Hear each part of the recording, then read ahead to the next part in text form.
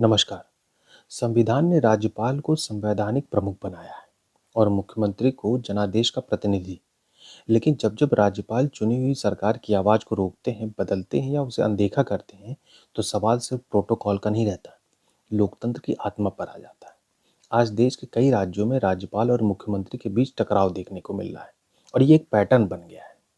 सबसे पहले कर्नाटक में राज्यपाल है थावरचंद गहलोत। कर्नाटक के बजट सत्र के दौरान राज्यपाल ने अभिभाषण को लेकर के विवाद खड़ा हो गया। सरकार का आरोप रहा कि राज्यपाल ने सरकार की तैयार की गई पूरी स्पीच को नहीं पढ़ा, कुछ राजनीतिक रूप से असहमति हिस्सों को छोड़ दिया। मुख्यमंत्री सीतारमैया ने कहा कि उन्होंने लोकतंत्र की परंपराओं के खिलाफ उन्होंने बताया। कहा कि राज्यपाल को निर्वाचित सरकार का एजेंडे में हस्तक्षेप नहीं करना चाहिए।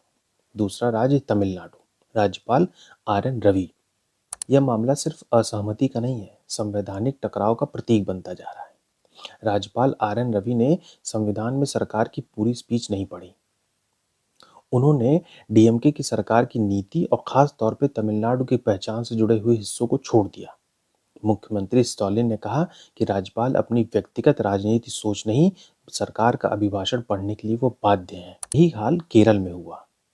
राज्यपाल राजेंद्र विश्वनाथ, केरल में भी वही दृश्य देखा गया। राज्यपाल ने सरकार की पूरी स्पीच नहीं पढ़ी, खासतौर पे वह हिस्सा छोड़ दिया जो केंद्र सरकार की आलोचना करता था। मुख्यमंत्री पिनरई विजय बोले कि यह संघीय ढांचे पर हमला है। सरकार ने साफ कहा कि राज्यपाल का यह रवैया संविधान की मूल भावना के खिलाफ है। संविधान के अनुच्छेद 163, 164 में स्पष्ट है कि राज्यपाल को मुख्यमंत्री और मंत्रिपरिषद की सलाह पर कार्य करना चाहिए। फिर सवाल उठता है कि क्या राज्यपाल अब समानांतर केंद्र बनते जा रहे हैं? क्या वे केंद्र सरकार के राजनीतिक एजेंडे की भूमिका में है? और क्या यह भारत की संघीय आत्मा को कमजोर नहीं करता? जब तीनों राज्यों में एक जैसी घटना होती है तो यह एक संयोग नहीं है। संविधान ने राज्यपाल को सेतु बनाया था, लेकिन आज वही सेतु टकराव का मंच बनता जा रहा है। चुनी हुई सरकार की नीति राज्यपाल की व्यक्तिगत या वैचारिक पसंद पर निर्भर हो जाए तो लोकतंत्र सिर्फ कागज में ही बचेगा। यह लड़ाई किसी पार्टी की नहीं है, यह लड़ाई जनादेश बनाम नियुक्ति की है, संघीय व्यवस्था बनाम केंद्रीकरण की है, संविधान बनाम सत्ता की सुविधा की है। अगर राज्यपाल की भूमिका पर अब गंभीर आत्ममंथन नहीं हुआ तो आने वाले समय में यह टकराव सिर्फ भाषण तक सीमित नहीं रहेगा, यह संविधान ढांचे की नींव को हिला सकता है। सवाल साफ है, क्या हम राज्यों का भारत चाहते हैं या सिर्फ आदेशों से चलने वाला ढांचा?